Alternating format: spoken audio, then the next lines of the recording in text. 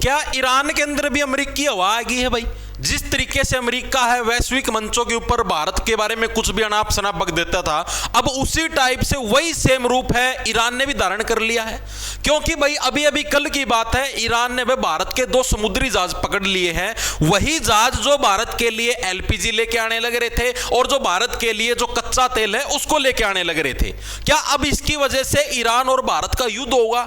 और विश्व गुरु है जो, वो इस मुद्दे के ऊपर कुछ बोलेंगे या नहीं बोलेंगे, और इसके ऊपर कुछ रिएक्शन देंगे या नहीं देंगे, या फिर जैसे अमेरिका के साथ हम लोग चुपचाप बैठ गए थे डर के सहम के, क्या उसी टाइप से हमारा ईरान के साथ भी रिएक्शन होगा? इस सभी मुद्दों को आप इस वीडियो के अंदर विस्तार पूर्वक देखेंगे। हॉर्मुज जलमरू मध्य के अंदर से आखिरकार क्यों हमारे जहाजों को ईरान की जो नौसेना है, ठीक है, IRGC, उसके द्वारा पकड़ा गया और क्या कुछ मामला है, आओ इस मैटर को ध्यानपूर्वक विस्तार पूर्वक समझते हैं।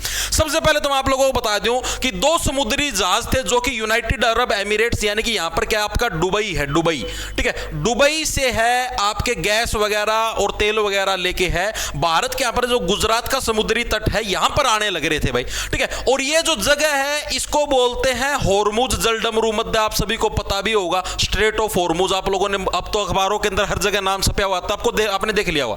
तो 2 समुद्री जहाज यहां से इस तरीके से यहां पर आने के लिए निकले थे और उनको आना था यहां पर गुजरात के पास, ठीक है। लेकिन यहां पर जो ईरान है, ईरान ने अपनी नौसेना तैनात कर रखी जिसका नाम है IRGC, ठीक है, जिसको हम लोग बोलते हैं ईरानी रिवॉल्यूशनरी गार्ड, ठीक है। जैसे एक तरीके से आप लोग अफगानिस्तान के अंदर देखते हो तालिबानी सेना थी, ठीक है, जैसे भारत के अंदर भारतीय सेना है उसी टाइप से अफगानिस्तान के अंदर क्या थी, तालिबानी सेना थी, और उसी टाइप से ईरान के अंदर क्या है, IRGC है। और ये जो ईरानी रिवॉल्यूशनरी गार्ड है ये डायरेक्ट जो ईरान का जो सुप्रीम लीडर होता है, जैसे पहले खामेनेई साहब थे, ठीक है, तो उसको डायरेक्ट है ये, मतलब कि डायरेक्ट उसी के आदेश से चलती हैं, ठीक है। जो भी इनको अपनी रिपोर्टिंग वगैरह होती है डायरेक्ट खामेनेई को करती हैं, फिर जो भी सुप्रीम लीडर है उसको करती हैं, ठीक है। अब इन्होंने क्या करा, जो भारत के जो मतलब कि भारत की तरफ जो जहाज आने लग रहा था दुबई से, उसको इन्होंने पहले रोका, उसके ऊपर गोलीबारी भी की है, ठीक है, और उसके बाद उसको अपने यहां पर समुद्री तट है उसके पास ले गए, ईरान वाले समुद्री तट के पास, ठीक है, यानी एक तरीके से उनको गिरफ्तार कर लिया, ठीक है। उसके बाद क्या कुछ मामला, क्या कुछ मैटर हुआ, आओ उसको हम लोग समझते हैं। ये इतना सिस्टम तो समझ में आ गया, आओ अब देखते हैं। पहले तो जहाज कौन सा था, क्या कुछ था भाई।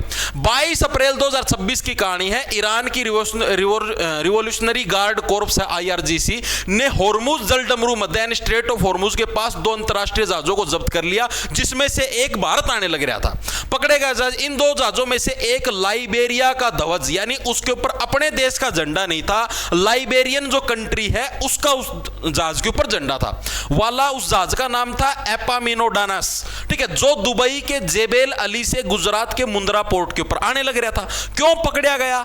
ईरान का आरोप है कि ये जहाज है नेविगेशन सिस्टम में हेरफेर करने लग रहे थे। नेविगेशन का मतलब क्या होता है, जैसे आप लोगों ने देखा जितने भी अपने ये एरोप्लेन हवा के अंदर उड़ते हैं या जो भी समुद्री जहाज होते हैं ये नेविगेशन के ऊपर चलते हैं। नेविगेशन का मतलब जो रडार सिस्टम होता है, यानी कि मान लिया जैसे कोई भी एरोप्लेन आकाश के अंदर जाने लग रहा है तो अपने को कंप्यूटर स्क्रीन पे पता चलता रहता है इस रडार सिस्टम की वजह से कि भाई ये अभी जहाज कहां पर पहुंच गया, आकाश के अंदर भाई किस क्षेत्र के ऊपर अभी उड़ने लग रहा है। इसी टाइप का सेम सिस्टम आपके समुद्री जहाजों के अंदर होता है। तो ईरान की जो ये IRGC एजेंसी है इसके द्वारा आरोप लगाया गया है कि ये जो जहाज था ये अपने नेविगेशन सिस्टम के साथ छेड़छाड़ करने लग रहा था, उसको बंद करने लग रहा था ताकि हम लोग पहचान ना पाए कि भाई ये यहां से गुजरने लग रहा है, ठीक है, और समुद्री सुरक्षा को खतरे में डाल रहा था। ईरान ने इन्हें उल्लंघन करने वाले वायलेटिंग जहाज बताया है। IRGC की नौसेना ने इन जहाजों को रोककर ईरानी तट की ओर मोड़ दिया। तनाव, यह घटना हॉर्मुज जलमरू मध्य में चल रहे तनाव के बीच हुई, जिसे ईरान ने एक महत्वपूर्ण व्यापारिक मार्ग के रूप में बंद किया था। चीजें समझ में आई या नहीं आई? यानी ये जहाज है ईरान के द्वारा पकड़ा गया है। अब इसके बाद क्या कुछ मामला और क्यों मेट्रो और इन्होंने क्यों पकड़ा है, इसके बाद जैसे ये मामला हुआ भारत सरकार को पता लगा, भारत सरकार ने तुरंत जो ईरान का जो दूतावास है, ठीक है, ईरानी दूतावास जो कि भारत के अंदर, तो वहां से जो ईरान के जो दूत हैं उसको तलब किया विदेश मंत्रालय के अंदर, आओ भाई तुम, ठीक है, और उनको बोला सख्त लहजे के अंदर, भाई ये क्या सिस्टम है, हम तो आप लोगों की इतनी मदद करने लग रहे हैं, भारत तो दवाइयां प्रोवाइड करने लग रहे हैं ईरान के लिए, हमारे देश के लोग आपका इतना समर्थन करने लग रहे हैं, हमारे देश के जितने भी मुस्लिम समुदाय के लोगों सारे के सारे आपका समर्थन करने लग रहे हैं। कश्मीर के अंदर लोग स्पेशल सोना वगैरह पैसे वगैरह इकट्ठे करके आपके देश में पहुंचाने की, आपके देश की वित्तीय हेल्प करने की सोचने लग रहे हैं, फाइनेंशियल हेल्प, ठीक है, और आप हमारे देश के साथ ऐसा करने लग रहे हो। इससे पहले 2 समुद्री जहाज और भी आए थे, उनको तो आपने इस तरीके से नहीं रोका। ये तो इस टाइप से गद्दारी है, ये तो सारा सिस्टम गलत है। इसके बाद जो ईरान के जो जो दूत थे, उन्होंने बोला कि हाँ भाई ये चीज तो गलत है। ईरान के दूत ने ईरानी सरकार से बात करी, ईरानी सरकार भी बोली यार यो काम मुकदमा हो गया यार, भारत तो हमारा पुराना मित्र है, यो काम कैसे हो गया, ठीक है। उसके बाद फिर पता लगा कि ये काम है स्पेशल IRGC के द्वारा किया गया है, ठीक है। ईरानी रिवॉल्यूशनरी गार्ड कोर्प्स है, ये जो सेना है इनकी, इन्हीं के द्वारा किया गया है।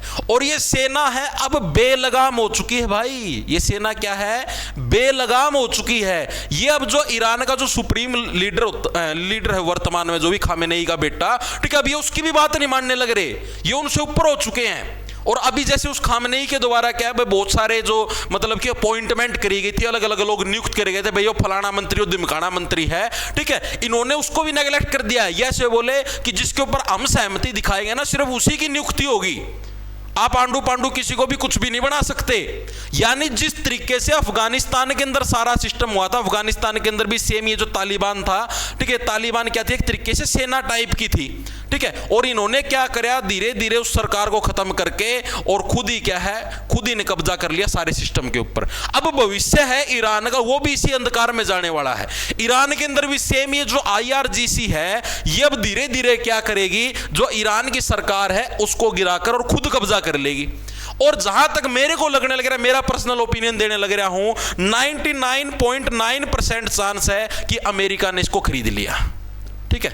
जो अमेरिका है, अमेरिका ने इस IRGC को खरीद लिया है। इसका जो हेड IRGC का यानी इस आर्मी का, ठीक है, उसको मेरे हिसाब से बम्पर मात्रा के अंदर पैसा दिया गया है कि हाँ भाई तू हमारे साथ मिल जा, इस ईरान की सरकार की ऐसी तैसी कर देंगे, ठीक है। और ट्रंप आपको पता इन चीजों के अंदर बहुत ज्यादा निपुण है। ट्रंप 2 ही चीज अपनाता है, पहले युद्ध का डर दिखाता है, युद्ध का डर नहीं दिखता, कुछ नहीं होता, तो उसके बाद पैसे का नीचे ही नीचे जो उनकी CIA एजेंसी बहुत खतरनाक है, और उस CIA के द्वारा ही ये सारी कार्रवाई बिठाई गई। उसी ने क्या IRGC को खूब ज्यादा पैसे दिए होंगे कि हाँ भाई तू ऐसे ऐसे कर, इन चीजों को कर, ऑपरेट, ठीक है। और उसके बाद क्या, ईरानी सरकार में भी आने वाले कुछ दिनों के अंदर है वहां पर IRGC का शासनकाल होगा, ठीक है। जहां तक मेरे को लगने लग रहा है, ये मेरा पर्सनल ओपिनियन है, बाकी कुछ पता नहीं इस चीज का, लेकिन मेरे को ऐसा लगने लग रहा है कि थोड़े दिनों में वहां पर तख्ता पलट होने की संभावना है और IRGC अपना वहां पर पूरा कंट्रोल कर लेगा धीरे धीरे, ठीक है। सारा खेल ट्रंप अंकल का रचना का खेल है ये, ठीक है। और इसीलिए अपना जो जहाज है उसको रोका गया है। लेकिन अब टेंशन की दिक्कत की बात है नहीं, ना कोई युद्ध वगैरह होगा,